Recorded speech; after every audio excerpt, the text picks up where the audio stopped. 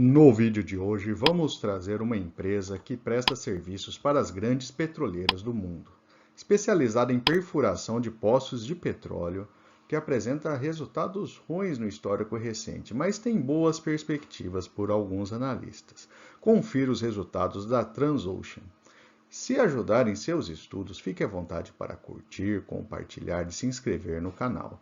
Aliás, pode até deixar nos comentários sugestões de próximas empresas que gostariam de ver analisadas aqui neste canal.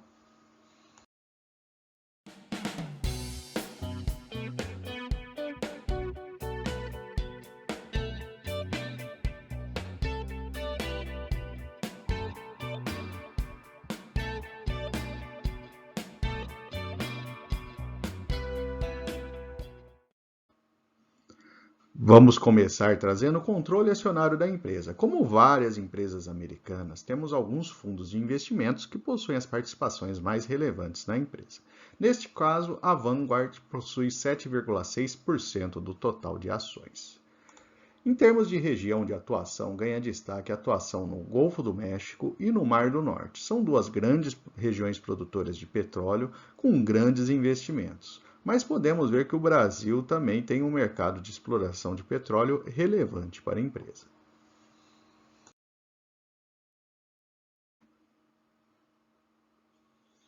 Agora vamos ver os dados financeiros da empresa. Em 2016, a empresa gerou receitas bastante significativas, mas desde então a receita caiu. Isso levou o lucro da empresa para o lado negativo, registrando os prejuízos consecutivos, apesar de observarmos que o EBITDA foi positivo nos últimos 3 anos. Comparando agora os terceiros trimestres da empresa, vemos que o resultado de 2022 está em linha com o que foi apresentado em 2021, sendo que a empresa conseguiu recuperar um pouco do lucro líquido e quase conseguiu registrar lucro nesse trimestre. A empresa possui basicamente dois tipos de sondas, para águas ultraprofundas e para ambientes severos. Águas ultraprofundas temos como exemplo o pré-sal aqui no Brasil, que possui uma profundidade de lâmina d'água de mais de 2.000 metros. Já ambientes severos é o que temos no Mar do Norte, por exemplo, que possui uma condição de mar bastante agitado, demandando assim outro tipo de sonda. Águas ultraprofundas representam atualmente 2/3 do resultado da empresa. Neste gráfico, vemos o pagamento de dividendos da empresa. Até 2015, a empresa chegou a pagar mais de 5% de dividendos.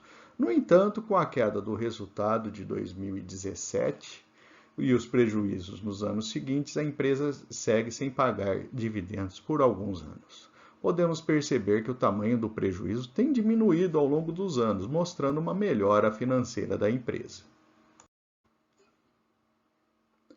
Neste gráfico, vemos a dívida da empresa. Percebemos que é um dado positivo, uma vez que a dívida bruta e a dívida líquida têm apresentado queda nos últimos 4 anos. Sua alavancagem também diminuiu, apesar de estar em um patamar ainda elevado, acima de 5 vezes. O valor patrimonial da empresa vem diminuindo nos últimos anos, mas parece que o pior cenário já passou. Seu PL apresenta um nível de estabilidade praticamente nesse momento, como podemos ver pelas barras entre os anos de 21 e 22.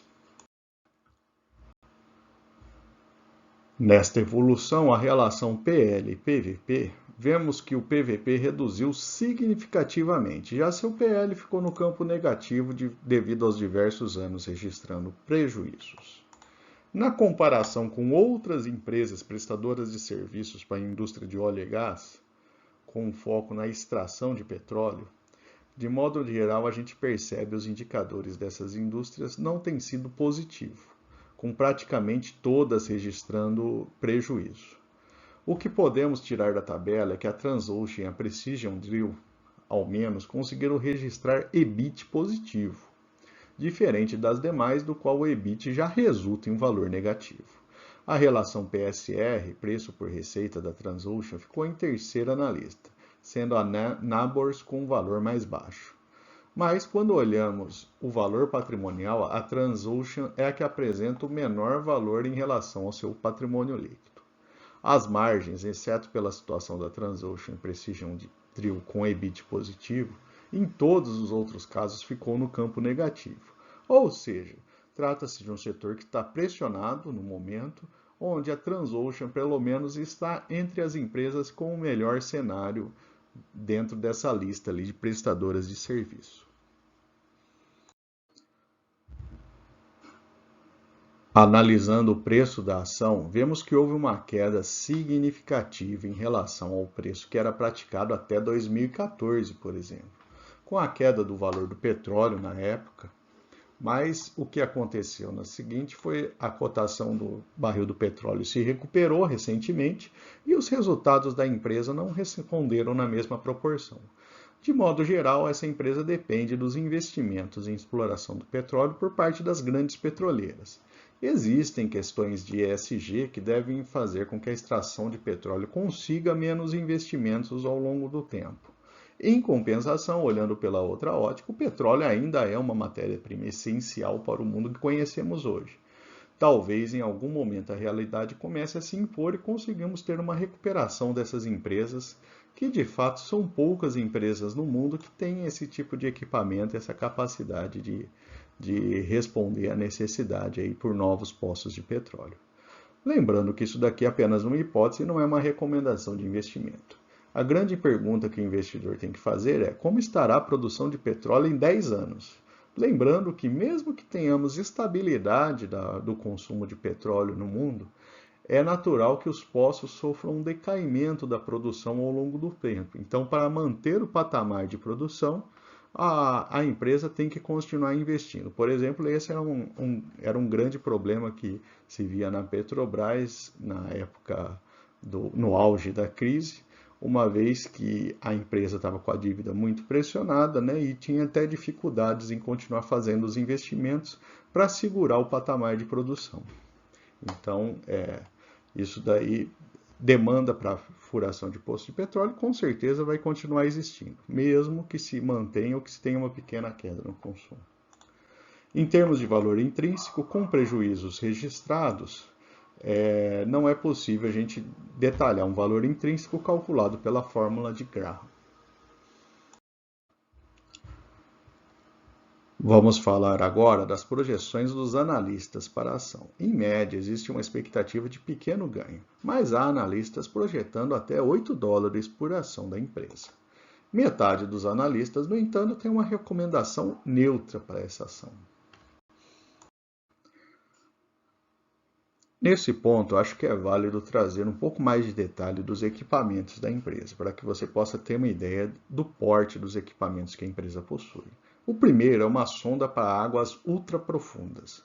É uma embarcação que comporta 215 pessoas, possui 228 metros de comprimento e é capaz de trabalhar com profundidades de linha d'água de até 3.600 metros. E sua capacidade de perfuração chega até 12.000 metros. Já as sondas para ambientes severos são um pouco diferentes. Tem a capacidade para 130 pessoas somente e um comprimento de 116 metros. Podem atuar em locais com lâmina d'água de até 500 metros de profundidade e perfuram até 8.500 metros. São próprias para um ambiente de mar revolto, como a gente observa no Mar do Norte, na Europa. Para se ter uma ideia, a diária de um equipamento da empresa varia desde $175 mil a $440 mil por dia, como podemos ver nos últimos contratos assinados pela empresa. A própria Petrobras, como podemos ver nessa lista aqui, afetou uma sonda ao valor de $399 mil diários. Vamos trazer agora algumas notícias recentes da empresa. A primeira tem a ver com aquele documento que mostramos há pouco, afirmando que a Transocean adicionou $1,6 bilhões em sua carteira de contratos. Outra agora do site Investing, trazendo o resultado do último trimestre apresentado pela empresa, superou a expectativa que os analistas tinham em relação à empresa. O CEO da empresa afirmou que consegue ver um esforço sustentável na área de perfuração offshore.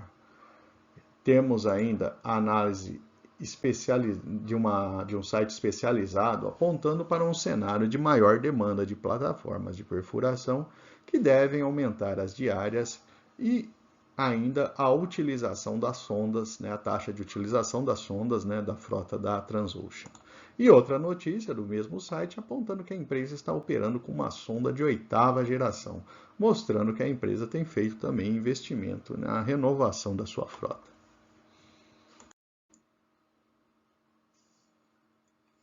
Vamos fazer agora uma comparação do desempenho entre a Stock, né, que é a ação americana, e a sua BDR, aqui negociada na B3 aqui no Brasil. A proporção é de 1:1, ou seja, uma BDR equivale a uma ação americana. Um ponto de atenção é a baixa liquidez da BDR no Brasil. Portanto, o investidor tem que ficar atento a esse fator caso pretenda investir em Transocean. Já a ação americana tem uma liquidez bastante elevada, até para os nossos padrões, principalmente para os nossos padrões nacionais aqui de ação. No gráfico, vemos que mesmo com a perda de valor de 11% da ação, nessa janela que a gente analisou aí essa oscilação, a BDR perdeu somente 3%, uma vez que a BDR ela combina em reais, né, o efeito cambial, o que pode ser uma opção principalmente para um cenário de aumento de incertezas no Brasil, né, e essa expectativa aí de inflação e aumento de dólar futuro. Portanto, para investir numa BDR, né, a gente combina o risco do dólar com o risco da ação em si, o que pode ser interessante se você tem uma expectativa aí de aumento de valor de dólar.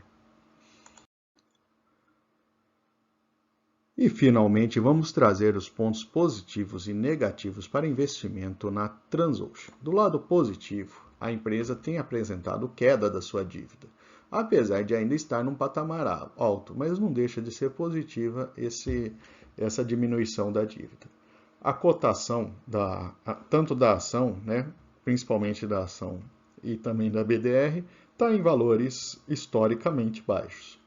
O cenário de recuperação de demanda, que é enxergado aí principalmente aí pelas publicações especializadas, e essa é a vantagem de toda a BDR, né? Por estar vinculada a uma ação americana, ela tem o seu valor, né, seu preço definido pelo dólar também, né? E a variação de cambial pode ser um fator positivo aí caso queira investir nesse tipo de ação. Lembrando que a diferença, né, básica, a BDR você ainda tem o dinheiro aqui no Brasil, então está sujeito à liquidez aqui no Brasil.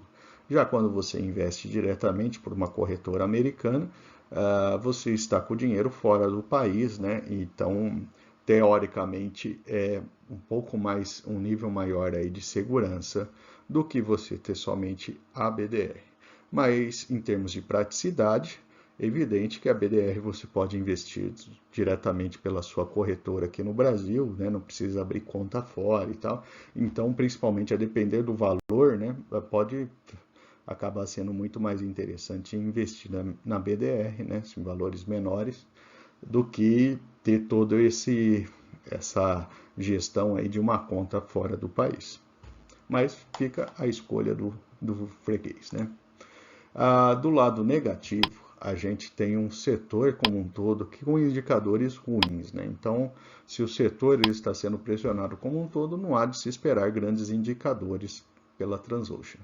A queda do valor patrimonial e a dívida, né, ainda está alta, né? Então, esse é um ponto que ainda incomoda, né? Apesar da tendência ser boa, o valor ainda está relativamente alto. A empresa está há alguns anos sem pagar dividendos, então não se pode esperar aí dividendos tão cedo da empresa, bons dividendos, né? E a maior parte dos analistas tem uma estimativa neutra a respeito da ação. Por fim, se o conteúdo trouxe algum ganho e material a mais para seus estudos, fique à vontade para curtir e compartilhar o vídeo. Analisar BDRs é sempre interessante, porque a gente vê empresas assim de porte bastante interessantes e muitas com atuações mundiais, né? E fique à vontade para colocar aí nos comentários alguma sugestão de BDR ou ação americana que valeria a pena um estudo adicional aí em um próximo vídeo. Obrigado, hein?